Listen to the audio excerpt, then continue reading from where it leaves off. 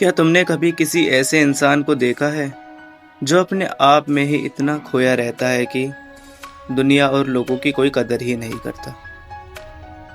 आज मैं आपको बताऊंगा नार्सिज्म की कहानी। एक ऐसा मानसिक रोग जो केवल व्यक्ति को नहीं बल्कि उसके आसपास के लोगों को भी तबाह कर सकता है। ये कहानी शुरू होती है ग्रीस के तेबेस सिटी में। एक जन्मेजाया नाम का राजा का बेटा नार्सिस जब वो पैदा हुआ तो उसकी माँ ने प्रॉफिट टायरिसियस से पूछा, क्या मेरा बेटा लंबी उम्र जिएगा? टायरिसियस ने जवाब दिया, हाँ, वो तब तक जिएगा जब तक कि वो खुद से अनजान है। ये जो भविष्यवाणी करी गई है, इसका जो रियल मीनिंग है वो अब आपको आगे चल के वीडियो में पता चलेगा।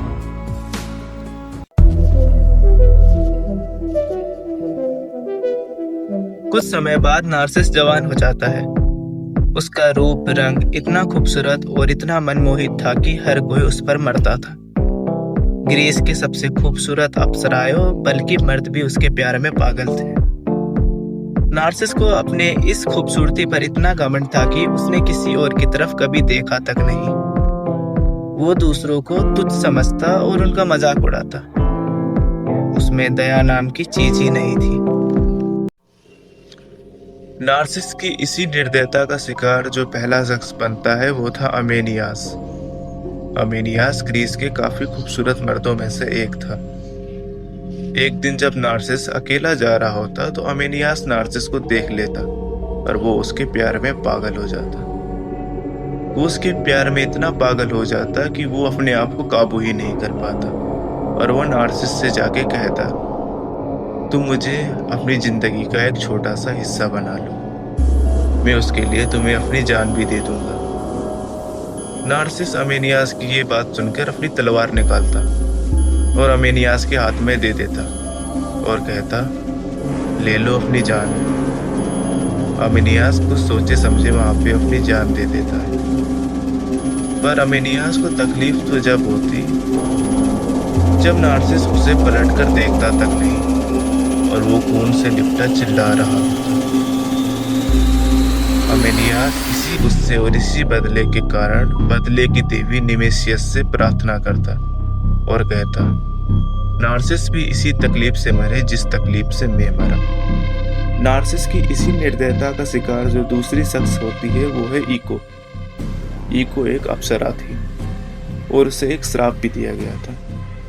वो सिर्फ वही शब्द दोहरा सकती थी जो उसके सामने वाला कहे और ये उसे श्राप दिया गया था हेरा, जो ज़्यूस की पत्नी थी। एक दिन जब नार्सिस जंगल में शिकार करने के लिए जा रहा होता तो ईको उसे देख लेती और वो उसका पीछा करने लगती। जब नार्सिस को शक होता कि कोई उसका पीछा कर रहा तो नार्सिस कहता, कौन है जो मेरा पीछा कर रहा है, सामने आओ। ईको जवाब देती, कौन है मेरा जो पीछा कर रहा है, सामने आओ। नार्सिस कहता, तुम मेरी नकल क्यों कर रही हो, सामने आओ। पर कोई जवाब न आने के कारण नार्सिस आगे चलने लगता। तब ईको उसके आगे पीछे से गले लग जाती। तब नार्सिस उससे कहता, तुम कौन हो जो मुझे हाथ लगा रही, दूर हटो। वो ईको को इस तरह से ठुकरा देता कि ईको सिर्फ एक आवाज बनकर रह जाती। ईको का दिल इतना टूट जाता कि वो धीरे धीरे सिर्फ एक आवाज ही बनकर रह गई, सिर्फ एक आवाज। ईको की यही दुर्दशा देखकर देवताओं को क्रोध आ जाता और बदले की देवी नेमेसियस ने नार्सिस को सबक सिखाने का फैसला किया। उसे एक ऐसे झरने के किनारे ले गई जहां का पानी एक आईने की तरह साफ था। प्यासा नार्सिस ने जैसे ही पानी पीने के लिए झुककर देखा वो वहीं जम सा गया। उसने पानी में अपनी ही परछाई को देखा और उसे लगा कि ये तो धरती का सबसे सुंदर प्राणी है।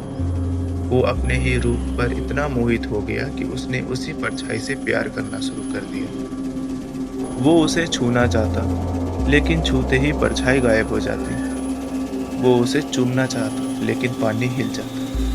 पर नार्सिस हार नहीं मानता। वो उसी तालाब के किनारे बैठा रहा, अपने ही रूप को निहारता रहा। खाना पानी सब छोड़ दिया। आखिरकार थक हार के नार्सिस उससे पूछता कि तुम मेरा जवाब क्यों नहीं दे रही। मेरा जवाब दो। अगर तुम मेरा जवाब नहीं दोगी तो मैं खुद की जान ले लूंगा। पर वो थी तो सिर्फ एक परछाई। जब कोई जवाब न आने के कारण नार्सिस अपने आप को तलवार से मार लेता और वहीं मर जाता।